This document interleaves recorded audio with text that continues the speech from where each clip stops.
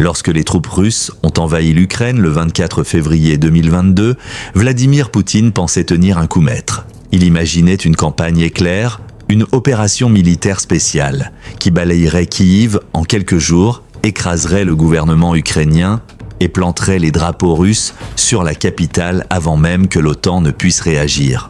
Dans son esprit, la victoire était inévitable. Mais la réalité avait d'autres plans. Plus de 3 ans plus tard, l'Ukraine non seulement a survécu à l'invasion initiale, mais elle a à plusieurs reprises déjoué la Russie, exploitant la prévisibilité de ce qui était censé être la deuxième armée la plus puissante du monde. Ce qui devait être une conquête rapide s'est transformé en un cauchemar prolongé pour Moscou. Et le prix payé par la Russie? Catastrophique. Dès le premier jour, l'Ukraine a démontré que la connaissance de l'ennemi pouvait être une arme plus létale que les chars ou les missiles. Poutine comptait sur les stratégies classiques de l'armée russe, assauts aéroportés rapides, colonnes blindées, forces écrasantes destinées à briser le moral de l'adversaire. Mais les commandants ukrainiens avaient des décennies d'expérience face à ces tactiques. Ils avaient grandi à l'ombre de l'Union soviétique, étudié les méthodes russes et les ont retournées contre leurs créateurs. Prenons l'exemple dramatique du combat pour l'aéroport de Hostomel, juste à l'extérieur de Kyiv. Le plan russe était simple. 200 à 300 parachutistes dans 34 hélicoptères devaient s'emparer du terrain pour établir un pont aérien permettant à des troupes de déferler dans la capitale. Cette approche avait fonctionné en Tchécoslovaquie en 1968, en Afghanistan en 1979 et en Crimée en 2014. Sur le papier, infaillible. Mais l'Ukraine a retourné la situation. L'aéroport n'était pas une proie vide. Il était fortifié avec des systèmes de défense aérienne portables, des canons anti-aériens et des pistes bloquées.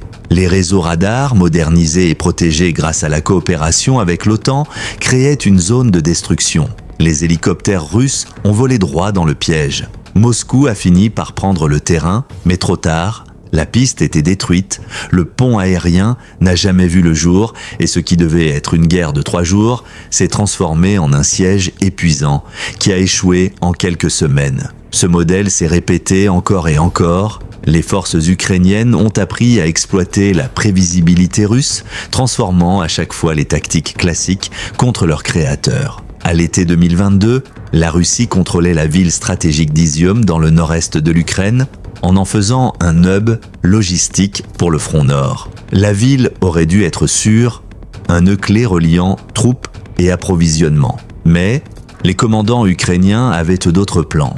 Grâce à une manœuvre de tromperie magistrale, l'Ukraine a fait croire publiquement à une grande offensive dans la région de Kherson au sud.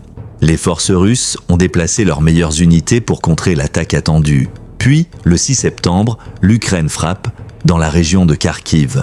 L'armée russe est prise au dépourvu. En seulement 6 jours, les troupes ukrainiennes ont repris plus de 3000 km, libéré des dizaines de villes dont Izium et Kupiansk, et détruit ou capturé des centaines de chars, d'artillerie et dépôts de ravitaillement. Des formations russes entières ont disparu, marquant certaines des premières pertes complètes d'unités depuis la Seconde Guerre mondiale. Pendant ce temps, Moscou célébrait le 875e anniversaire de sa ville, inconsciente de l'effondrement en cours sur le front. L'audace ukrainienne ne s'est pas arrêtée à la défense.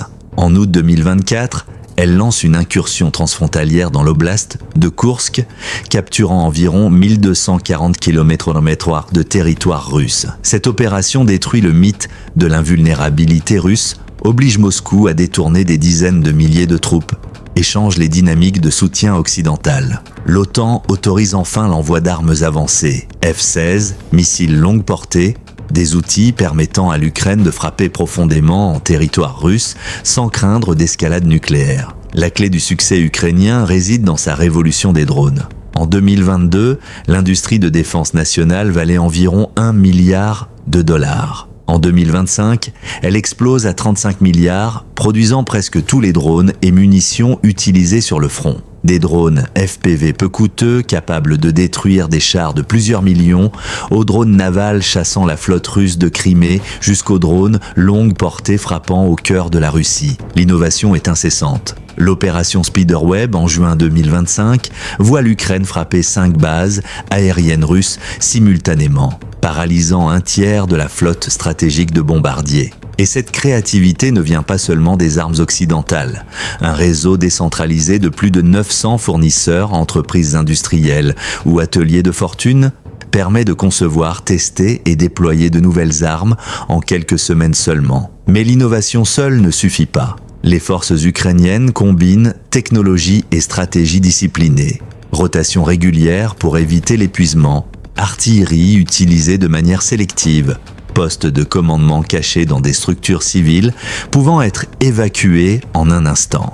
Des drones terrestres transportent des fournitures et évacuent les blessés. Chaque action réduit les pertes humaines, tout en augmentant le coût pour la Russie. Les résultats sont impressionnants. Début 2025, les gains territoriaux russes ralentissent drastiquement. En mars, Moscou ne capture que 202,1 une fraction des mois précédents, et doit multiplier par 5 ses assauts pour chaque avancée. Les pertes russes s'accumulent. Près de 23 000 véhicules détruits ou capturés, dont la moitié provenant de stocks soviétiques déjà limités. La Russie avait commencé la guerre avec environ 12 000 chars. Maintenant, elle ressort des modèles vieux de plusieurs décennies, certains jamais utilisés depuis la Seconde Guerre mondiale.